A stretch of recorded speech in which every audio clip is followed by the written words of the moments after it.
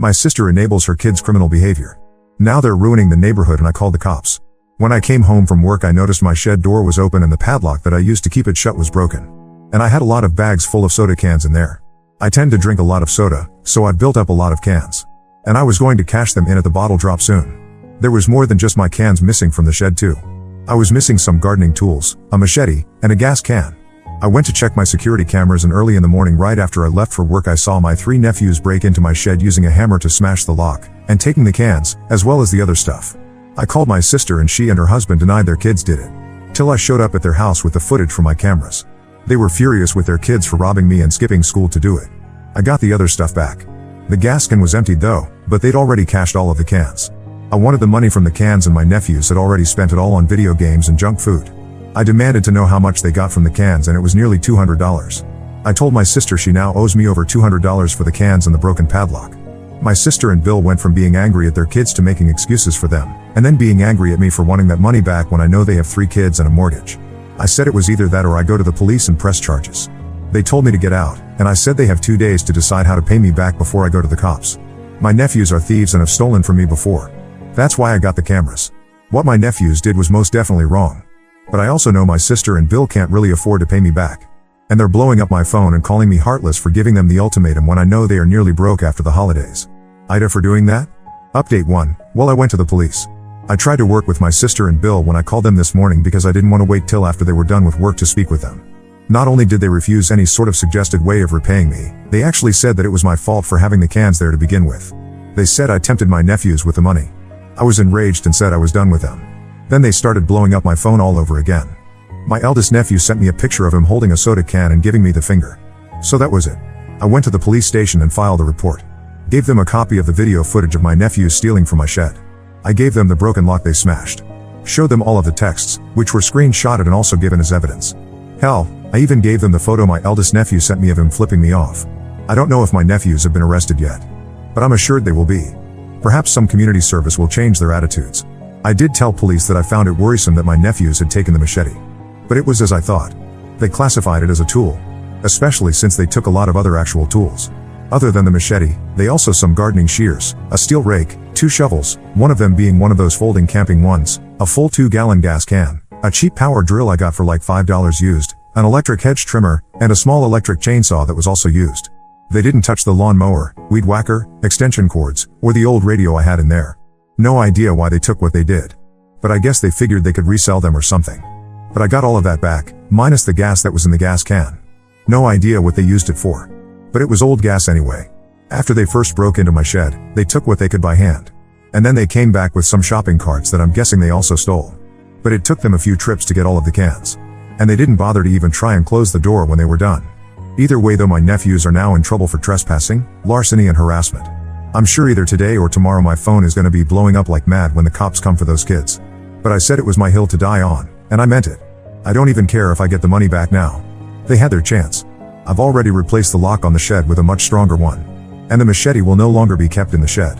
I've also talked to a few of my neighbors about what happened. They told me cans have actually been going missing around the neighborhood lately. If anybody had a bag of cans sitting out, it'd get stolen. Can't say if my nephews were the culprits. But if they were, then they've been doing this for months. I've also spoken with my relatives. And they're fed up with my sister and Bill too. So they're all on my side at least. Which is good to know. I was worried they'd turn on me since I filed the police report. But no, I just got a lot of good for you and it's about damn time those kids face some justice. I wasn't the only one in the family they stole from. Many in the comments tried to say I should offer that my nephews work off the $200. There's no way I was going to do that. The little shits hate doing any work they don't want to do. And will just stand around griping and acting like the world is against them. And they'd have to be supervised the entire time. Which is another thing I don't want to do. Plus, I banned them from my house for good reason. The theft started with food and snacks. And then went on to DVDs and video games. That made me start putting my initials on cases and discs with permanent markers. So I was able to show when my nephews had taken something of mine. They tried the "oh, he let us borrow them" excuse a few times. But I always called bullshit. And then made them return the stuff they took. Which they always acted like I was a jerk for doing. And then when they were made to apologize to me each time, they were the fakest apologies I've ever heard. The final straw that banned my nephews from my house was when they used the spare hidden key to my house to get in and stole 3 6-packs of my favorite blood orange beer from my fridge, along with raiding my kitchen for anything else they wanted. One of them took a dump in my bathroom and not only didn't flush, but also intentionally pissed on the floor. They tried to say it wasn't them. But I knew it was. The beer they stole was even hidden in their room. My sister and Bill barely punished them and basically gave me an equivalent to boys will be boys. Then berated me when I said they and their kids were no longer welcome at my home ever again. And that's all why I got the cameras. When I had them installed I told no one. Which was a very smart idea because my nephews had no idea they were there when they broke into my shed. Guess I was their easiest target. When I can afford it, I plan to get more cameras inside my house too. Update 2, but my nephews were indeed arrested on Saturday. Police came to their house and my sister and Bill were forced to let them in because they had a warrant. Apparently all 3 of my nephews went from being cocky little shits to crying like babies when they were being put in cuffs. I know this because a neighbor I'm acquainted with that sort of friends with my sister was there to see it. And shortly after the arrest my sister and Bill were blowing up my phone again. They weren't able to get their kids out of jail till Monday morning. And now the boys are being charged with larceny, willful destruction of property/vandalism, and harassment. The police took this whole case pretty seriously as there has been complaints about my nephews for some time. But nothing was proven until now. The past few months bags of cans have actually been going missing all over the area. Don't know if it was my nephews or not. But they're likely suspects. And with word spreading of their arrest, let's hope other neighbors with security cameras come forward with more footage. My sister and Bill showed up at my house too. I refused to open the door and told them that this all happened because they are enablers who refuse to hold their kids accountable for their actions. That made them just scream and pound on my door more till I threatened to call police on them too. And since I've done it already, they know I mean it now. So they left without any more trouble. But they went back to blowing up my phone. I didn't block my sister or Bill. Instead I decided to just save all of the messages they send me because I've made the decision to take them to small claims court over this. I don't really need or want the money, and have already replaced the destroyed padlock with a much better one. However, the kids aren't the only ones who need to be taught a lesson. In the end I hope I put them in enough of a hole that they learn not to screw with me ever again. I also have the full support of my family on this. My parents, aunts, uncles, cousins, etc. they're all supporting me in this because my nephews have stolen from them too. And after banning my nephews from my house, some of them did the same. I'm going to push for my nephews to get community service. And the reason why isn't just because it's a good idea, but also because I know that they'll hate that the most. Whenever made to do any kind of work they don't want to do, they just stand around griping and act like the whole world is against them. So hardly anything ever gets done. Perhaps a few hundred hours of unpaid work will teach them some manners. They've been spoiled far too much. Update 3, well this is stupidly anticlimactic. I figured that my sister and Bill were gonna dig their heels in even deeper after the shit that's already gone down. But they actually caved. I filed a lawsuit against them in small claims for the actions of their kids. In the suit I was asking for $500. This was for the stolen cans, the destroyed lock, the cost of the replacement lock, which was a much better and more expensive one, the cost of filing with the courts, and emotional damages for the harassment. A friend whose father is a lawyer gave me a free consultation and said I have a very strong case because of the camera footage I have of both my nephews stealing from me, and of my sister and Bill pounding on my front door. Plus all of the messages they sent me. When my sister and Bill were served, they called me freaking out. They said I couldn't do this to them. So I retorted that this is the price they are paying for not parenting their kids and letting them become entitled little thieves. And if they wish to speak to me again, it will either be when I see them in court, or if they decide to pay me the $500 I'm suing for. Then I hung up on them. Well, yesterday evening I was having some friends over after work. We were just chilling out and watching a movie. None of us were in the mood for video games since we were tired from the day. And we just wanted a chill evening. But then I got a knock at the door. When I looked outside, there was my sister and Bill. And they looked very unhappy. I opened the door, but left the screen door shut. Then asked them what they were doing at my house. They told me that they're tired of fighting because everyone is against them. And fully admitted how badly they effed up by letting this go as far as they did. And just wanted to make peace. My friends were standing in full view behind me. So there were witnesses to this. Bill then slid an envelope through a crack in the door that contained $500 in $50 bills. He said it was from his private savings account. Then told me from now on they'll make sure my nephews are duly punished for their actions. They didn't ask me to drop the charges, but pleaded with me to at least be lenient. I said I was only pushing for community service, which is pretty lenient. And if we cooperate for that, then hopefully the judge will agree. They sighed and said they'd cooperate if that's all I wanted. Then left without making any sort of a fuss. My friends all congratulated me on holding my ground. Others in my family later did the same. That's when I found out from my parents that they actually threatened to disown my sister if she and her husband didn't make some changes for the better. So now they are. It may be a forced change, but it's the best we'll probably see out of them. My mom paid my sister and Bill a visit after they repaid me too. She told me that my nephews were not playing video games. In fact, every single video game related thing was put away somewhere. And so was the TV that my nephews would game and watch movies on. All 3 nephews were in their rooms most of the time, and were very rude and unwelcoming to their grandmother. But my sister claims they are dealing with the situation. So yeah, I've dropped the lawsuit now that I've been paid what I wanted. But my nephews are still going to court for theft. and are now getting the parenting they should have been getting long ago. I've also been assured that they will not be coming near my house again anytime soon, and are strictly only to be either at school or at home. My nephews won't be welcome anywhere near my house for a long time to come. My sister and Bill are now basically forced to do the parenting they should have already been doing. And everyone else in the family has been on my side about this because my nephews had basically gotten everyone to hate them. Update 4. To start off with, yes, I did get more cameras. One I installed right above the shed. So it looks like I've got the whole area covered. I want to say that my sister and Bill, as well as my nephews, have learned from this whole ordeal. But that's not entirely the case. Especially for my eldest nephew, who just couldn't let go of wanting revenge on me. And he stupidly tried to get it.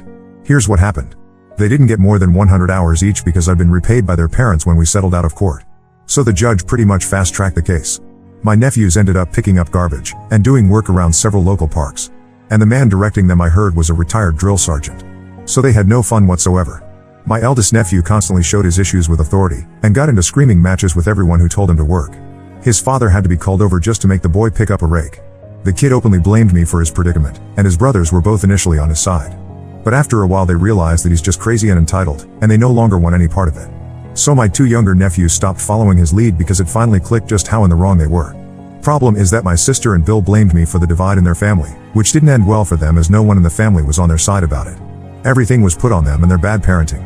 And without me to blame, they just became silent and bitter.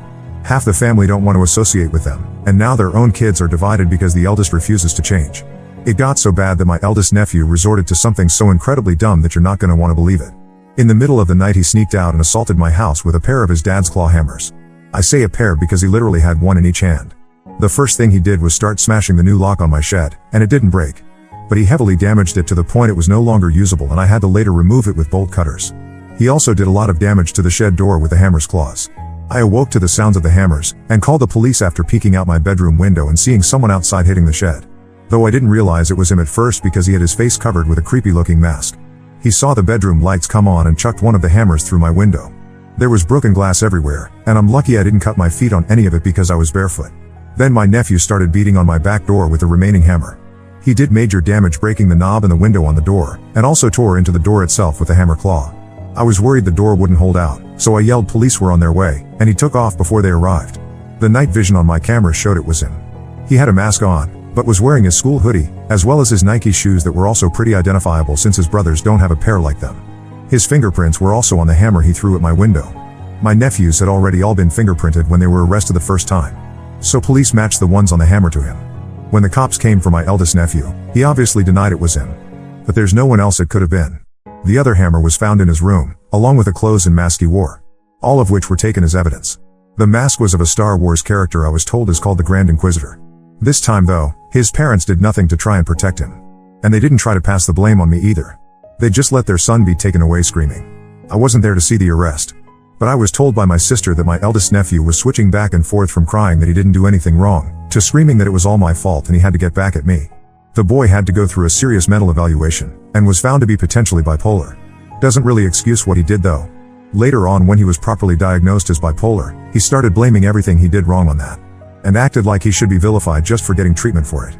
But he ended up having a month-long stint in juvenile hall.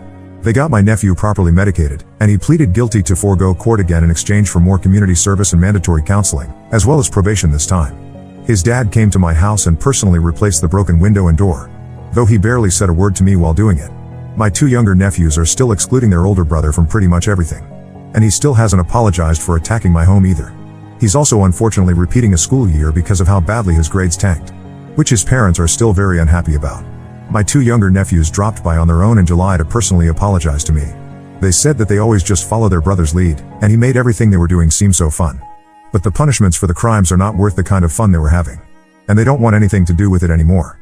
They want their fun uncle back and asked if we could start over. I said we can, but they'll have to earn back my trust. Which they happily agreed to. My eldest nephew had his 17th birthday a few months ago, and basically got nothing. Not even a cake. It was part of his punishment for what he'd done. I can only imagine how much money he's cost his parents in the past year alone. He led his brothers to steal from me and then destroyed my bedroom window and back door. I imagine in total with the lawsuit I'd previously filed, and replacing both the door and window cost them over $1,000. Doors and windows are not cheap. Meanwhile, my youngest nephew had his birthday a month after that, and got a new mountain bike among his gifts. This really upset my eldest nephew and he slashed the tires on the bike with a kitchen knife. Which landed him in even more trouble. I know a thing or two about fixing bikes, so I went out and bought new tubes and tires for the bike, and put them on it. So the bike is fine, and my nephew thanked me a lot for fixing it. My eldest nephew resorted to trying to run away because he wasn't being enabled anymore. He just walked out, got on his bike with a backpack full of stuff, and rode off. His parents quickly reported him missing because he left a goodbye letter that basically blamed me and his bipolar for all his problems. In the letter he stated that he can't wait till he's 18 to get away from us all. So he was doing us a favor by getting rid of himself sooner. But he came back 3 days later without his bike or backpack, and looking beat up. He wouldn't tell anyone what happened. We still don't know.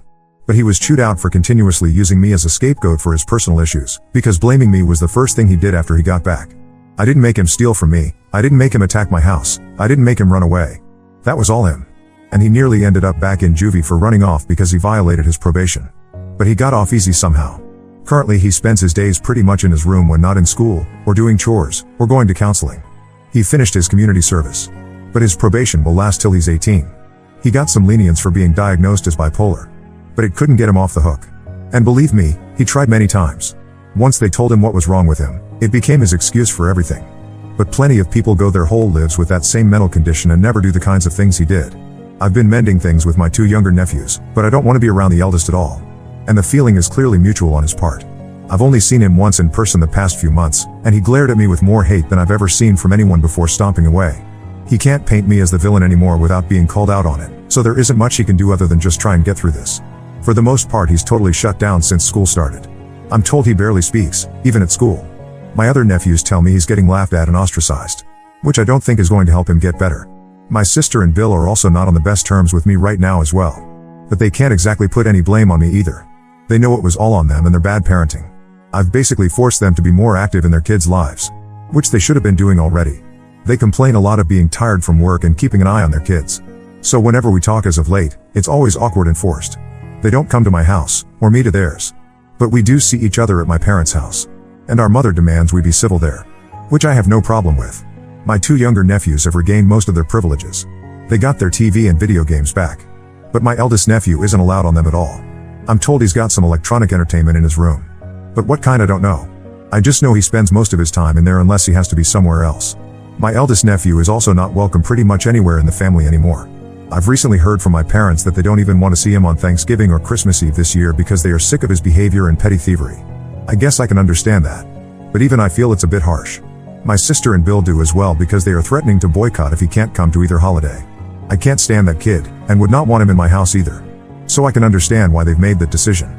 But I don't think excluding him from everything and everyone is going to make him better. It's going to take a long time for my eldest nephew to mend bridges. If they can even be mended at all. The way things stand, he may try running off again once he's of age. Unless the last time scared him too much to try it again. But hopefully things will get better for him in time if it's not too late to fix his behavior. I may not like him, but he's still my nephew, and I care. But I'm kinda powerless to do anything. So for now the most I can do is just keep my nose out of it and offer support where I can. Update 5. I was hoping to have a better update for everyone after the holidays, but things didn't really get better.